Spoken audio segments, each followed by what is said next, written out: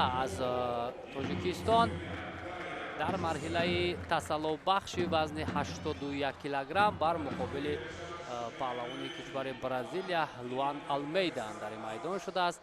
این هم برای یوسف زاده بسیار خوب است. هنوز از دقیقه های اول فشار را بیشتر میکند پهلوان ما و باید همین گونه باشد.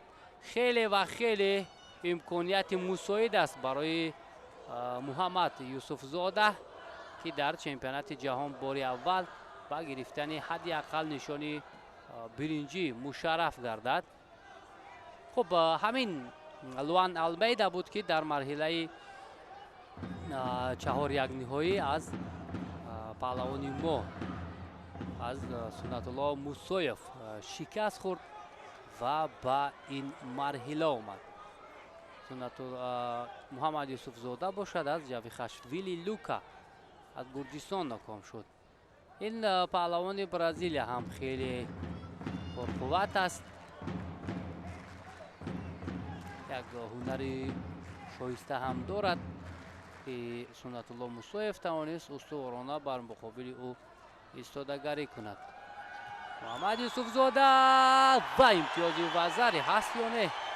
بله، امتیازی وزری را صاحب می شود و خیلی شانس خوب هم هست که در حالت استحکام حریف را نگاه بدارد.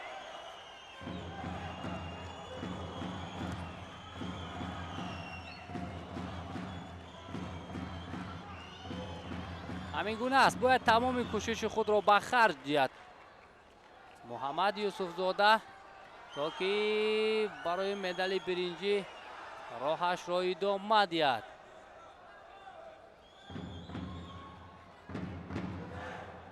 تلاش المیدا برای بوقی کردن یا لد دادن دست. اینجا یاتسلاو پترینکو از ازبکستان داور رقابت را باز می‌دارد و از مرکز باید شروع شود. از بالا باید ندهد موقعیت را یوسف زاده، چرا که حریف بسیار خوفناک است. خوشبختانه نتوانست این حالت را به خوبی استفاده کند. اما در عکس الحمله یا در ضد حمله محمد یوسف زاده اینجا یکم از خود فعالی نشان داد. به همین خاطر همان لحظه شاید تفتیش می شود.